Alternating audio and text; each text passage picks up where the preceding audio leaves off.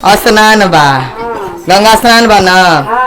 तब भौजा रही ननद से कहती आ कौना भाव में कल ही गंगा स्नान बा 15 तारीख ना। तो कहे के बा कि गंगा बहे जमुना बहे सरजुग बहे रे नदी। गंगा बहे जमुना बहे सरजुग बहे रे नदी। बीचावा में हमारी धारवा बहे रे नदी। जय हो। अरे गंगा बहे जमुना बहे सरजुग बहे रे नदी।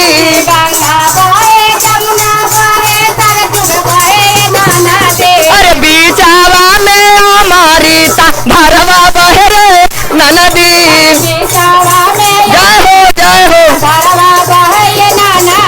अरे बीचावा में हमारी धारवा बहे रे नदी।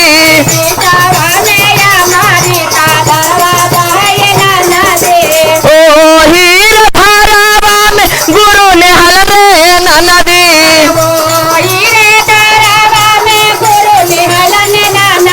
शिव गुरु नहल रे नदी।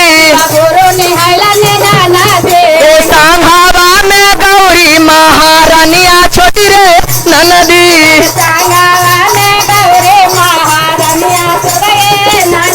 अरे सांघावा में गौरी महारानिया छोटी रे नदी।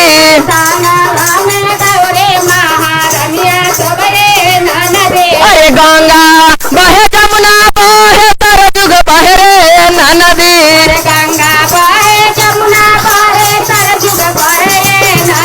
अरे बीचावा में तीनों धारवा बहे रे नदी।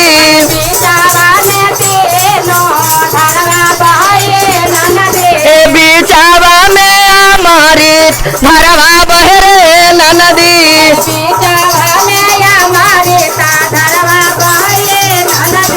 ओ हीर धारावा में ब्रह्मा ने हल रे नदी।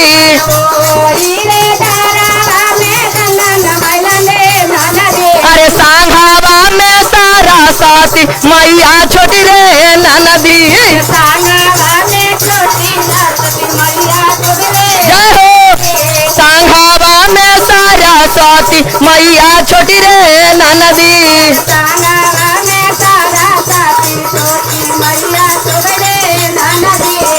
अरे ओ हीर धारावा में विष्णु ने हल रे नदी।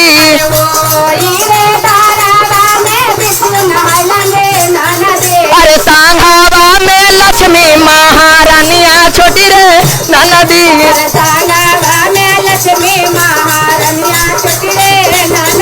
अरे बीचावा में तीनों तीरा बेनिया बहे रे नदी।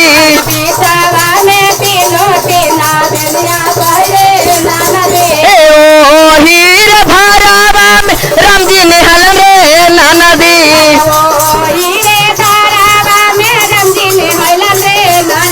अरे सांघावा में सीता महारानिया छोटी रे नदी। सांघावा में सीता महारानिया छोटी रे नदी।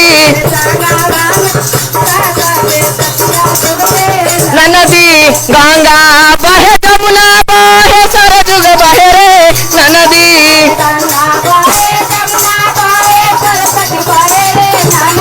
अरे बीचावा में हमारी धारवा बहे रे नदी। जय हो जय हो। ओ हीर धारावा में कृष्णा निहल रे नदी।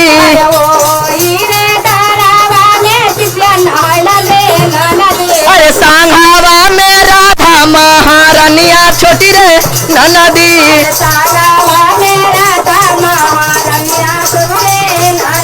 अरे सांघावा में राधा महारानिया छोटी रे नदी।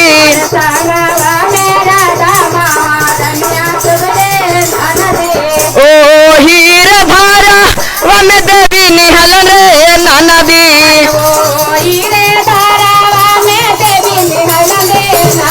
अरे सांघावा में भैरो भैया छोटी रे नदी अरे ओ हीरे धारावा में अंजनी निहल रे नदी सांघावा में बीरा हनुमान छोटी रे नदी जाहो अरे सांघावा में बीरा हनुमान छोटी रे नदी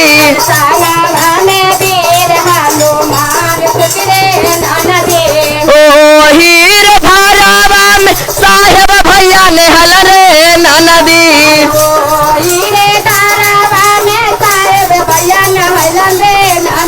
अरे सांघावा में नीलामा दीदी छोटी रे नदी अरे ओ हीर धारावा में गुरु नेहल रे नदी गुरु भैया नेहल रे नदी सांघावा में सीसिया बहिनिया छोटी रे नदी अरे गंगा बहे जमुना बहे सरजुग बहे रे नदी अरे बीचावा में तीनों तीरा बेनिया बहे रे नदी बीचावा हमारी ता धरवा बहे रे नदी बीचावा में हमारी ता धरवा छोटी रे नदी बीचावा में हमारी ता धरवा बहे रे नदी। सच्चे दरबार की जय।